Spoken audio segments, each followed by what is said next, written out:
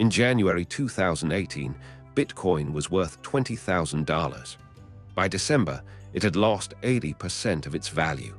Nobody saw it coming, or they did, and nobody listened. December 2017. Bitcoin hit $19,891, not quite 20,000, but close enough that the financial press treated it like a coronation. Retail investors who'd bought at $500 were up 40 times over. CNBC ran segments about Lamborghinis and early retirement. The narrative was locked in. Cryptocurrency had arrived. This wasn't speculation anymore. This was the future. What the retail investors didn't know yet was already visible to anyone who studied the mechanics. The price hadn't moved because of adoption. It had moved because of leverage. Futures markets had just opened. Inexperienced traders were borrowing money to buy Bitcoin. The system was built on borrowed confidence, not borrowed capital alone. But the borrowed capital was there. January 2018. The first crack appeared. CoinCheck, a Japanese exchange, announced it had been hacked. $160 million gone. In the old financial system, that announcement would have triggered a run. In crypto, it triggered something else. A shrug, then buying. The market was still climbing. Regulatory bodies around the world were just beginning to ask questions nobody had forced the industry to answer. By February, the South Korean government moved first. They announced crackdowns on anonymous cryptocurrency trading accounts. China followed. Regulators began publishing warnings. The tone shifted from curiosity to concern. Suddenly, the same people who'd praised decentralization as liberation were now nervous about state intervention. They hadn't imagined governments would actually move. March 2018. The first institutional money pulled out. Grayscale's Bitcoin Investment Trust, which had been a vehicle for mainstream wealth to enter crypto, began seeing redemptions. The price, which had held stubbornly in the 10,000 to 12,000 range, started to slip. It wasn't dramatic yet. It looked like a correction. Corrections are normal. Markets breathe. What traders didn't know in March was how thin the bid-ask spread had become. The market looked deep. It wasn't. When major holders began selling, there weren't enough buyers at the current price. The system had to find new equilibrium. That equilibrium was lower, much lower.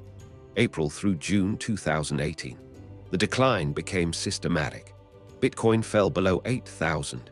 Ethereum, which had been over $1,000, dropped to 500. The altcoins, the thousands of other cryptocurrencies that had launched during the euphoria, collapsed faster. Coins with names like Doge Moon and Moon Coin, which had been worth millions in market cap, returned to fractions of a cent. The hype had evaporated in 90 days. During these months, the story shifted in the media. CNBC segments that had celebrated gains now featured interviews with people who'd lost their life savings. Some had borrowed against their homes. Some had cashed out retirement accounts early. The behavioral pattern was familiar to anyone who'd studied 2008 or the dot-com crash. The last people into the market are always the last people out. They're also the ones who lose the most. But the regulatory reckoning was the second wave. The SEC began enforcement actions against ICOs, initial coin offerings, that had raised billions from retail investors with little more than a white paper and a website. Many of these projects had no working product. Some had no intention of building one. They were, by any legal definition, securities. They should have been regulated as such from the start. September 2018. The SEC issued a report on the DAO hack from 2016. They concluded that certain tokens qualified as securities under U.S. law. The implications rippled across the industry. If tokens were securities, they needed to be registered with the SEC.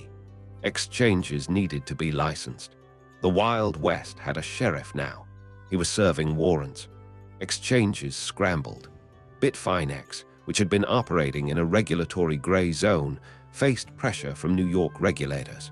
Kraken, Coinbase, and others began compliance hiring. The infrastructure that had enabled the boom, unregulated exchanges, anonymous accounts, leveraged trading, was being dismantled. The market didn't just fall because of price mechanics. It fell because the legal ground was shifting underneath. By November 2018, Bitcoin had fallen to $4,000. The total cryptocurrency market cap, which had peaked at over $800 billion, had contracted to $120 billion. 85% of the value, erased in 11 months. The people who'd bought in December 2017 were down 80% or more. Some had borrowed at leverage. Their positions had been liquidated. They'd lost more than they'd invested. December 2018. Exactly 1 year after the peak, Bitcoin closed the year at $3,602. Journalists who'd written breathlessly about the future of finance were now writing postmortems. The obituaries for cryptocurrency itself were premature. The technology didn't disappear, but the narrative had inverted completely. Crypto wasn't the future. It was the past, a bubble that had burst. What made 2018 distinct from other crashes wasn't the percentage decline. It was the compression of the cycle, from euphoria to devastation in 12 months. The volatility had exposed every structural flaw in the market: the lack of regulation, the leverage, the illiquidity, the absence of fundamental valuation. Prices had moved on narrative alone. When the narrative broke, there was nothing underneath. The regulatory response that followed, the SEC's guidance, the Commodity Futures Trading Commission's oversight, the money transmitter regulations, wasn't punishment. It was the market maturing. The euphoria had created a demand for structure. The crash had made that structure necessary. By 2019, the conversation had shifted from what is Bitcoin to how do we regulate it. That's how you know the cycle has completed. The 2018 bear market was a collision between two systems: the unregulated enthusiasm of early crypto evangelists and the machinery of government oversight. Neither side had expected the collision. The evangelists thought the technology was too fast to regulate. The regulators thought the market was too small to matter. Both were wrong. Both learned. For those who lived through it, 2018 became a reference point. It's how experienced traders measure volatility. It's how regulators justify caution. It's how investors learn to distinguish between technology that works and narratives that sell. The crash didn't end cryptocurrency. It ended the illusion that crypto existed outside the normal rules of markets, regulation, and human behavior.